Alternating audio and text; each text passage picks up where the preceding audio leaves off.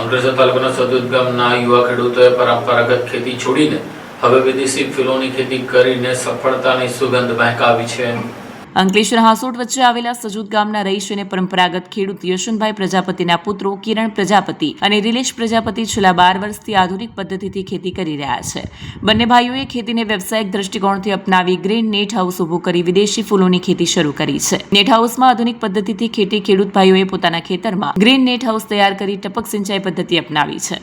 આધુનિક ખેતી પદ્ધતિઓના કારણે ઓછા વિસ્તારમાં વધુ આવક મેળવવાનો માર્ગ ખુલ્યો છે. કિરણ અને રિલેશ પ્રજાપતિએ પુણેની નર્સરીમાંથી હોલેન્ડના સ્ટેટસ લિમોનિયમ નામના ફૂલના લગભગ 2000 ટિશ્યુ કલ્ચર રોપા લાવી પ્રાયોગિક ધોરણે ખેતી શરૂ કરી હતી. આ ફૂલ ખાસ કરીને માંગલિક પ્રસંગો, લગ્ન સમારોહ, ફ્લાવર ડેકોરેશન અને બુકે બનાવવા માટે ઉપયોગમાં લેવાય છે. હાલ લગ્ન સિઝનમાં આ ફૂલોની ભારે માંગ જોવા મળી રહી છે, જેના કારણે સારો ભાવ મળી રહ્યો છે. સ્ટેટસ ફૂલ પ્રતિ નંગ ભાવ ₹50 સુધી મળે છે. વિદેશી સ્ટેટસ ફૂલ ઉપરાંત ખેડૂત ભાઈઓએ 7 અલગ અલગ રંગના જલબેરા ફૂલોની પણ સફળ ખેતી કરી છે. જલબેરા ફૂલનો પ્રતિ નંગ અંદાજે ₹10નો ભાવ મળતા તેની લાભદાયક બની છે. ખેતી ઉત્પાદન ફૂલોનું વેચાણ મુખ્યત્વે સુરત, વડોદરા અને મુંબઈ જેવા મેટ્રો શહેરમાં મોકલવામાં આવે છે, જ્યાં સતત માંગ રહેતી હોય છે. નોકરી છોડીને ખેતી ક્ષેત્રે સફળતા મેળવવી સરળ બાબત નથી, પરંતુ આધુનિક વિચારસરણી, ટેકનોલોજીનો ઉપયોગ અને બજારની સમજણના કારણે કિરણ અને રિલેશ પ્રજાપતિએ ખેતીને નફાકારક વ્યવસાયમાં પરિવર્તિત કરી છે. તેમની આ પહેલ ગામના યુવાનોને પણ નવી દિશા આપી રહી છે અને કૃષિ ક્ષેત્રે નવી સંભાવના ઊભી કરે છે. મારું નામ રિલેશ યશવંતભાઈ પ્રજાપતિ છે. અમે સજોદ ગામના વતની છે. હું, મારો ભાઈ અને મારા પપ્પા થઈને અમે લગભગ 12 વર્ષથી ગ્રીન હાઉસમાં ફૂલોની ખેતી કરીએ છીએ. પહેલાં પપ્પા ચીલા ચાલુ જે ખેતી છે, શેરડી, કેળ, કપાસ, તેની ખેતી કરતા હતા. પછી મારું ક્વોલિફિકેશન MSc IT છે અને મારા ભાઈનું ક્વોલિફિકેશન એન્જિનિયર છે અને MBA કરેલું છે. હવે અમે પણ નોકરી કરી હતી, પણ પછી પપ્પા જે ખેતી કરતા હતા તે ખેતીની સાથે ગ્રીન હાઉસની શરૂઆત કરી અને એમાં એ ગ્રીન હાઉસમાં ફૂલની ખેતીની શરૂઆત કરી અને એમાં વિવિધ પ્રકારના ફૂલોની ખેતી કરતા હતા. હવે એ જોઈને અમને પણ વિચાર આવ્યો કે ભાઈ અમે પણ આ ગ્રીન હાઉસ તરફ, ખેતી તરફ વળીએ.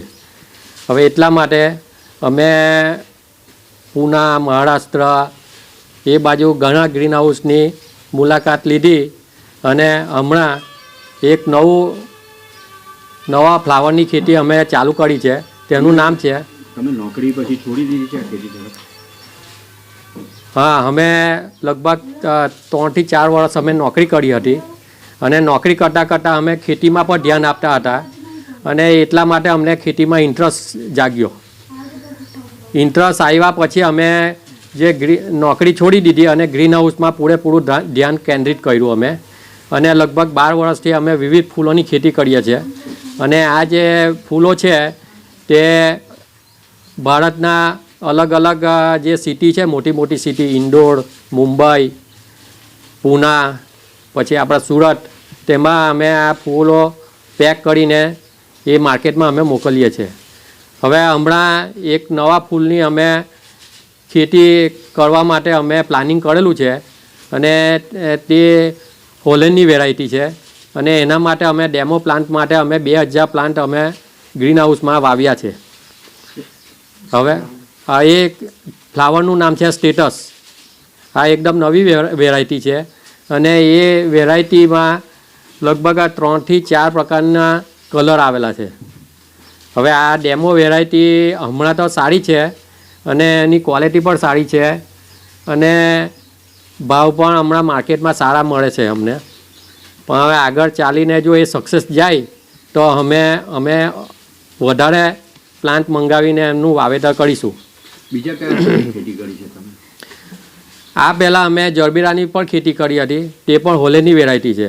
હવે આ જરબેરામાં લગભગ 7 થી 8 કલરના ફૂલ આવે છે અને એ ડેકોરેશનમાં, લગ્ન પ્રસંગમાં એ બધે યુઝ થાય છે આ ફ્લાવર. ત્યાર પછી જીપ્સોફિલા અને ઓર્કિડની પણ અમે ખેતી કરેલી છે ગ્રીન હાઉસમાં. જરબેરામાં કેટલો ભાવ કેવો રહે છે? જરબેરા પણ સારી વેરાયટી છે અને માર્કેટમાં સારો ભાવ રહે છે. એમાં જરબેરાનો એક ફૂલનો ભાવ લગભગ ₹3 થી ₹4 લઈને ₹100, ₹10 થી ₹12 સુધીનો ભાવ આપણને મળે છે.